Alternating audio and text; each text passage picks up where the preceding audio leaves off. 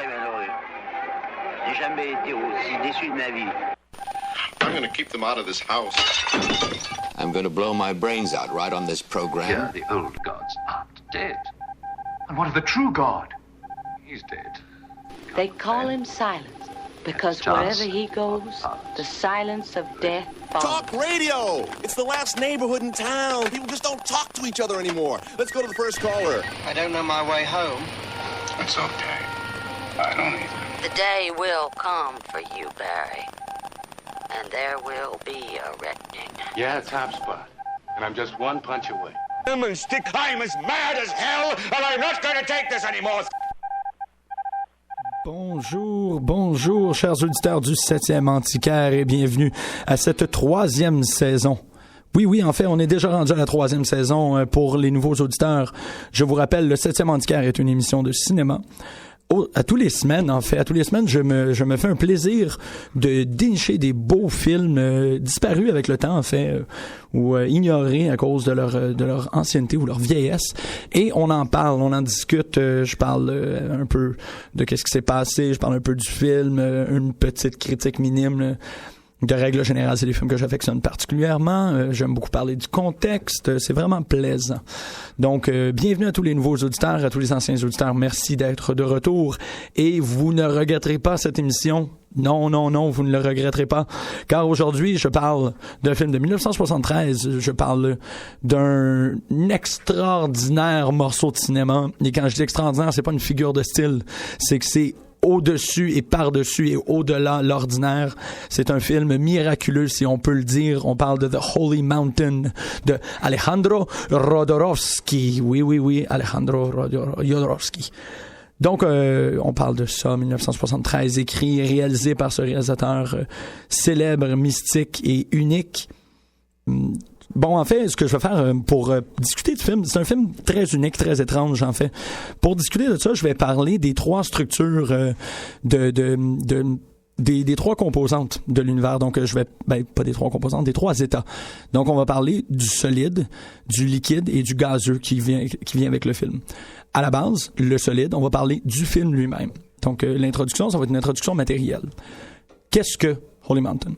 Donc, en fait, Holy Mountain se résume très simplement parce que c'est une histoire qui est, ma foi, très simple. C'est un récit initiatique d'un homme à figure chrétienne, donc un homme qui ressemble drôlement et étrangement à Jésus-Christ, qui fait son voyage d'initiation.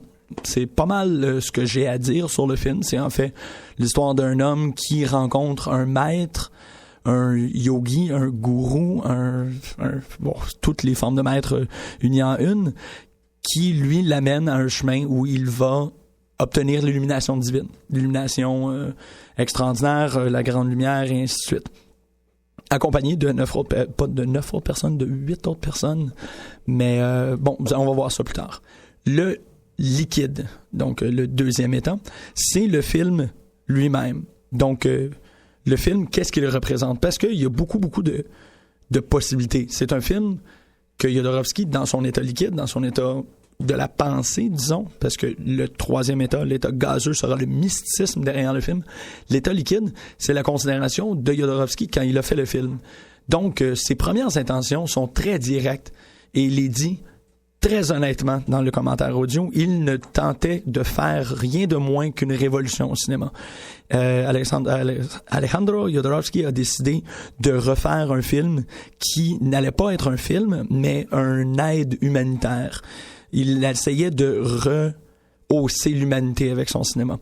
En fait, j'en ai pas parlé, mais définitivement, si vous n'êtes pas familier avec M. Jodorowsky, en fait, c'est en bande dessinée qui a fait ses plus grandes, pas qu'il a fait ses plus grandes œuvres, mais qu'il est mieux connu. Il est connu définitivement pour avoir fait des bandes dessinées telles L'Incal et La Caste des Métabarons. Donc, pour les personnes qui ont lu ça, il a aussi fait du cinéma et son cinéma est très, très, très spécial. Encore dans le solide, je vais discuter du fait que les films avant, je vais discuter à l'instant, en fait, parce que j'ai pas tout à fait quitté la sphère solide. On est entre le solide et le liquide. La sphère solide du film est dans le fait que le film étant pas du tout inaccessible, mais très difficile à écouter pour plusieurs, chose qui est très étrange parce que c'est un film que j'ai écouté 3 fois en 3 jours, dans des états complètement différents l'un de l'autre, et ça m'a toujours ramené à un état bien particulier. Je viens tout juste de le terminer pour ma 3e fois de la semaine, et c'est un autre illumination, mais en fait, le film a toujours été coté comme étant un midnight movie, a toujours été coté comme un film qui, pas de série B, je veux pas tout à fait dire série B, mais je veux dire un film qui était en occulte, disons, dans le côté, ou mis de côté, mis en marge. C'est un film qui était très, très, très marginal, un film qui a été très encouragé, par exemple, on parle de 1973, ça a été encouragé par les Beatles. C'est un film que les Beatles encourageaient à aller voir. Le cinéma de Jodorowsky, en général, a été très apprécié par les Beatles dans leur période psychédélique. Mais en fait, c'est ça, c'est un film qui n'a pas été, qui n'a pas reçu de réception critique particulière. Il a été très attaqué, en fait, Jodorowsky, pendant le film, pendant le tournage au Mexique, il a été traité d'antéchrist, il fallait qu'il soit tué. À Cannes aussi, ça a été mal reçu, à moitié. Disons, c'est assez difficile de mettre un baromètre par rapport à la réception, parce que les personnes qui l'ont bien reçu, c'était des illuminés ou des espèces de bizarroïdes dans cette période-là. Ça ressemblait à rien. Mais en fait, Jodorowsky voulait rien de tel que révolutionner le cinéma. Qu'est-ce qu'il a fait? En fait, des petits processus comme ça, très intéressants. Jodorowsky n'a pas dormi une semaine avant de commencer le film. Non, il s'est entraîné avec un maître zen qui l'a supervisé pendant cette semaine-là, et il a commencé à vivre en commune avec les acteurs 1 mois à l'avance. En fait, je dis acteurs très librement parce que c'était pas des acteurs, les personnes qui jouaient dans le film. C'était des personnes qui voulaient vivre ce moment, cette expérience-là, cette transformation-là que Jodorowsky prône dans le film. Donc, c'est pas des acteurs. Les bouleversements spirituels qu'ils vivent durant le film sont véritables. On a littéralement des scènes où ces personnages-là pleurent leur propre mort, malgré le fait qu'ils ne sont pas décédés, ils sont bel et bien là. Toutes les transes chamaniques qui n'ont pas été orchestrées, c'est des vraies transes, c'est très très puissant comme film. Donc en fait, Jodorowsky avait l'intention d'en faire le cinéma, il voulait utiliser le cinéma comme une façon de projeter son idée et de changer le monde. Et il a décidé, en fait, c'est très logique, que s'il voulait changer le monde, il fallait qu'il change. S'il voulait changer le monde externe du film, il fallait aussi changer le monde interne du film. Donc les codes de narration sont complètement différents. Les personnages, comme j'ai dit, les acteurs, l'acteur, le gourou lui-même, qui est joué par Jodorowsky, donc on a un personnage qui se met lui-même en jeu dedans. C'est ça, c'est qu'il y a beaucoup il y a une très grande amenée dans le film à tout changer, tout bouleverser. Ça, c'est vraiment à l'état solide. Donc, on va continuer un peu avec l'état liquide, son changement et son bouleversement du cinéma. C'est vraiment un travail incroyable, mais il a fait du film une catalyste. Il a vraiment fait de l'alchimie avec le cinéma. Et c'est en fait qu'est-ce qui m'amène à l'état gazeux. Donc l'état gazeux du film qui est définitivement pour moi celui qui va être le plus plaisant à discuter. Mais l'état gazeux du film est dans sa spiritualité. Donc en fait, on a un homme qui est un mystique. On a un homme qui est un fervent adepte du tarot. Un homme qui pratique mysticisme depuis plus de... quand il a fait le commentaire audio, il avait 75 ans. Du moins, qu'est-ce que je m'en rappelle. Donc à 75 ans, il a commencé à peu près à 20...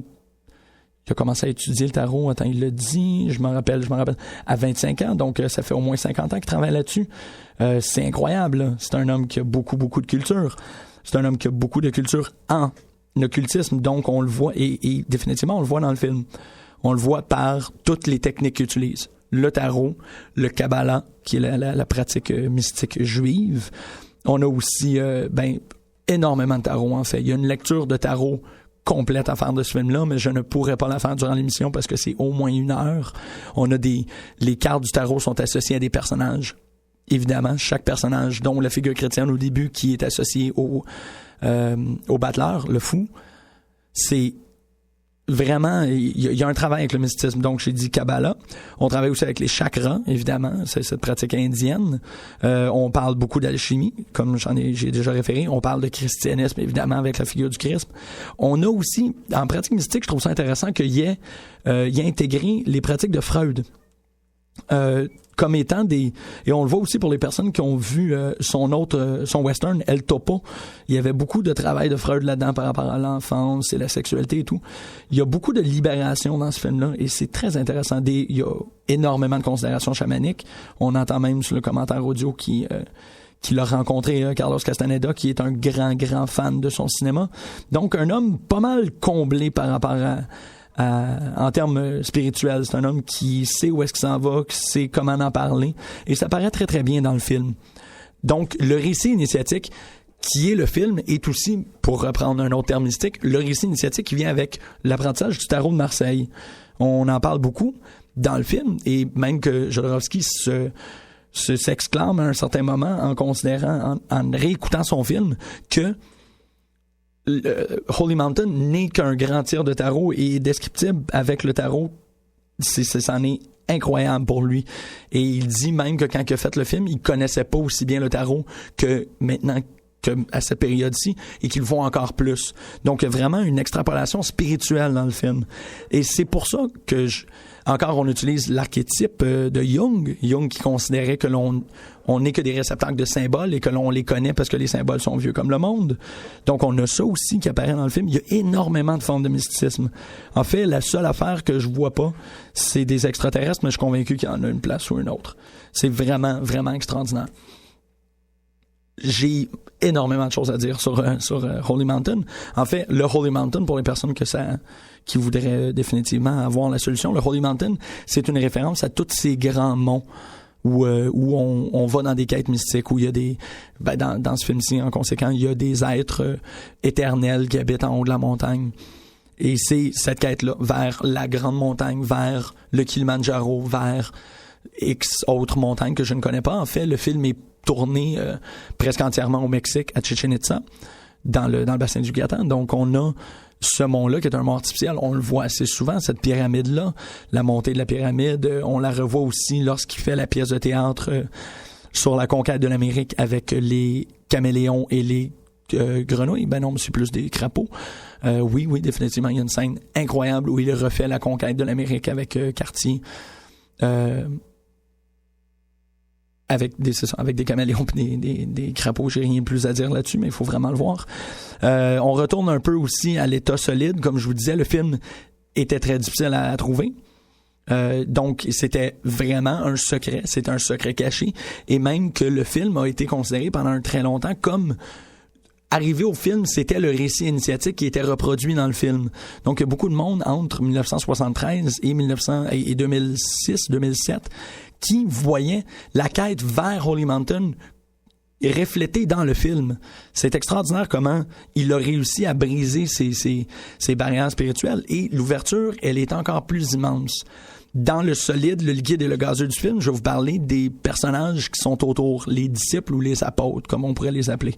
En fait, on rencontre à un certain point des apôtres, on rencontre 9 symboles. On a, dès le début, l'amour, qui est représenté par la planète Vénus, mais qui est un homme qui a...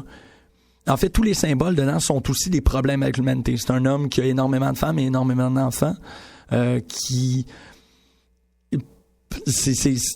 T'as ce personnage-là qui est une réflexion de l'humain poussé à son extrême jusqu'à temps que ça devienne un problème. Donc, on a, c'est ça, le Vénus. On a Mars qui est la représentation de l'homosexualité, mais là, ici, c'est peut-être pas le terme de problème, mais c'est peut-être pas la gourmandise, mais les péchés, encore les théories d'Anton Lavin, le sataniste, sur la poussée des péchés capitaux, sur comment tous les péchés capitaux, s'ils sont réprimés, ils en deviennent un autre. Si on réprime la colère, on devient envieux, et ainsi de suite. Là, si on réprime la gourmandise. On a ça aussi dans les personnages. C'est ça, je vais les nommer très rapidement parce que le temps file, mais on a l'amour qui vient de Vénus, l'homosexualité, on a le millionnaire, on a le clown qui est Saturne, qui s'occupe des enfants, mais en même temps, on n'oublie pas que Saturne et Chronos sont des personnages qui ont mangé leurs propres enfants. Donc, il y a ça. On a l'intellect, Uranus, qui est l'homme réprimé, qui a des problèmes avec sa mère. C'est vraiment spécial à voir aussi. Le nazi, qui, je me rappelle plus c'est quoi la planète qu'il représente, mais Jodorowsky avait décidé que pour représenter très très bien le personnage du nazi, il fallait qu'il sacrifie des testicules au début du film, au début de son introduction, et il avait fait exprès pour trouver un acteur qui avait des énormes testicules. Vous voyez à quel point est-ce que les détails qui sont intégrés dans le film sont très symboliques. Les grosses testicules, et on sacrifie 1000 testicules et on les voit dans les bocals. C'est vraiment, visuellement, c'est extraordinaire, et en termes de symbolique, et là va être la deuxième partie de l'émission, en fait. Le dernier 5-10 minutes, c'est qu'on va parler de la symbolique du film.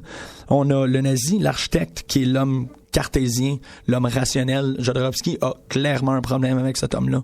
On voit que c'est un manipulateur d'enfants, probablement pédophile. Il est très jeu enfantin, touché un peu de partout, mais l'esprit cartésien, l'esprit linéaire et direct, Jodorowsky a l'air d'avoir un monumental affront envers. On a ces personnages-là, plus l'alchimiste qui est joué par Jodorowsky, plus le Jésus qui est le voleur. En fait, le personnage de Jésus est introduit au début du film à travers des mécanismes très intéressants. On le voit accompagné d'un nain. J'adore le nain dans le film. Il y a des nains récurrents un peu de partout dans le film. Ou des petites personnes. On a un chimpanzé, on a un nain pas de bras. Tout étant des symboles pour des choses très intéressantes.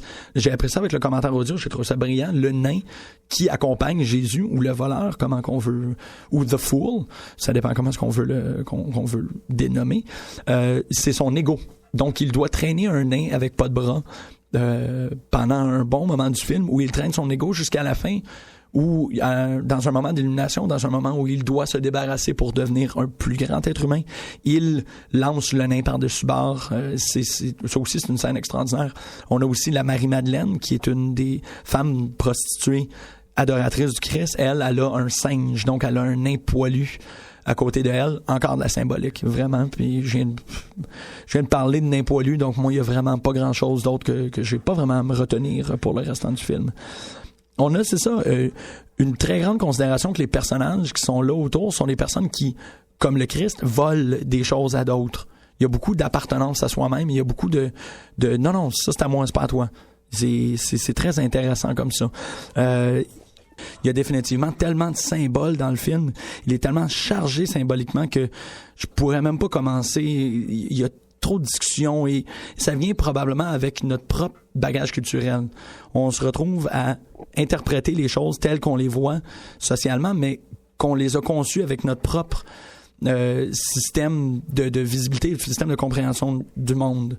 Donc, clairement, moi, je peux vous dire ce que j'ai vu dans le film, mais ce qui m'intéresse plus, c'est que vous ayez voir par vous autres même.